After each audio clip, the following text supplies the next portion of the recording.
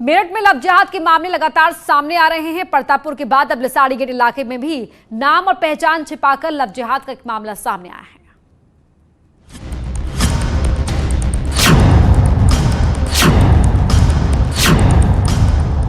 नबील अंसारी नाम का ये युवक दिखने में भले ही भोला भाला हो, लेकिन बहुत बड़ा फरेबी है। पूरी प्लानिंग के साथ नाम और पहचान बदलकर एक नाबालिग लड़की से दोस्ती करता है। जब लड़की दोस्ती के जाल में फंस गई तो इसने रेप करने की कोशिश की।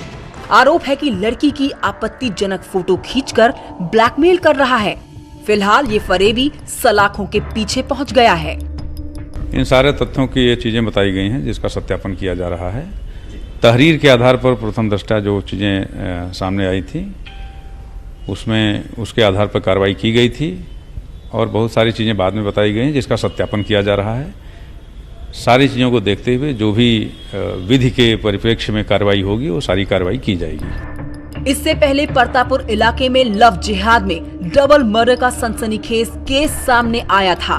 शमशाद नाम का ये शख्स धोखे से गाजियाबाद की एक शादीशुदा महिला को अपने प्रेम जाल में फंसाकर शादी करता है और असलियत सामने आने के बाद महिला और उसकी बच्ची पर धर्म बदलने का दबाव बनाने लगता था। विरोध करने पर दोनों की हत्या करके शव घर में ही दफना दिए गए और खुद मासूम बना रहा। जब इस कांड का खुलासा हुआ तो पूरा मेरठ सन्न था।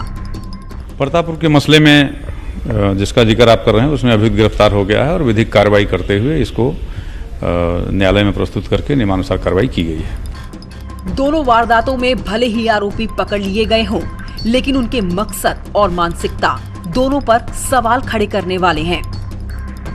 न्यूज़ 18 के लिए मेरठ से उमेश श्रीवास्तव के साथ ब्यूरो रिपोर्ट। वहीं मेरठ की कैंट सीट से विधायक सत्यप्रकाश अग्रवाल ने लव जिहाद पर विवादित बयान दिया है। बीजेपी विधायक ने कहा कि जो लव जिहाद करेगा वो मारा जाएगा। लव जिहाद करने वाले पर एनएसए लगाएंगे, जरूरत पड़ी तो ऊपर भेज देंगे। लव जिहाद का जो मामला चल रहा है अब से इतना काफी दिन चल रहा है। मोदी और योगी इसके पूरा गंभीर है, से नाबूद कर देंगे। लव जिहाद चलने नहीं देंगे। जो 2-4 घटना फिलहाल हो गई, जल्दी में हो गई हैं, इनका नेशन नाबूद, कोई आदमी जिंदा नहीं बचेगा, सब साले ऊपर जाएंगे। लव जिहाद का करने वाला हर आदमी ऊपर जाएगा।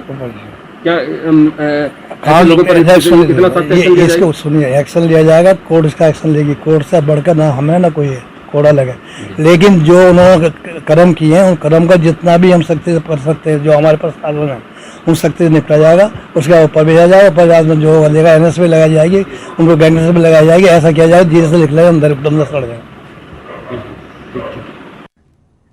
भारी बारिश के बीच देहरादून में चक्राता रोड पर एक बड़ा हादसा होने से बच गया। तड़के जब मूसलाधार बारिश हो रही थी, दून स्कूल कैंपस की दीवार का एक बड़ा हिस्सा भरभराकर चक्राता रोड पर गिर गया। इससे कुछ दुकानों को नुकसान पहुंचने के साथ ही कुछ देर तक सड़क भी ब्लॉक रही। तस्वीरें आप देख सकते हैं। यहाँ पर दीवार गिरने से दुकान को नुकसान पहुंचा है और साथ ही मलबा भी यहाँ सड़क पर आ गया, जिसकी वजह से ट्रैफिक भी कुछ देर के लिए ब्लॉक हो गया।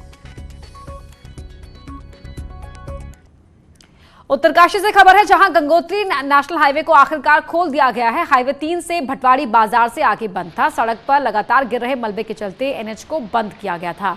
बीआरओ की मदद से एनएच को खोला गया।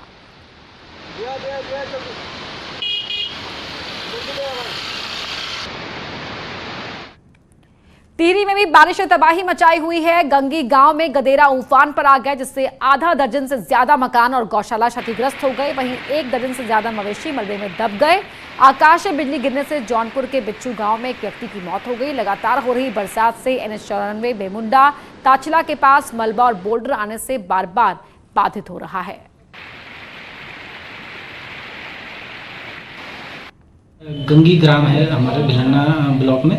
यहाँ पे जो है ग्राम के ऊपर एक सेमला गदेरा है, जिसमें अतिवृष्टि से जो है काफ़ी नुकसान हुआ है।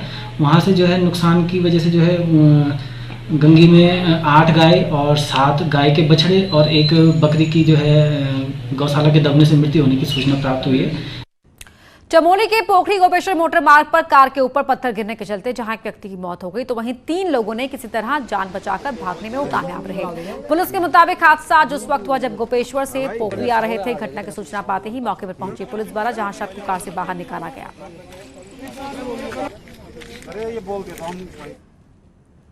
हरिद्वार जिला प्रशासन की आपदा को लेकर की गई तैयारियों को परखने के लिए दिल्ली से राष्ट्रीय आपदा प्रबंधन प्राधिकरण की टीम हरिद्वार पहुंची। हरिद्वार में आपदा प्रबंधन विभाग द्वारा तैयार किए गए 200 आपदा मित्रों ने इस टीम ने सामने अपनी तैयारियों के डेमो दिया।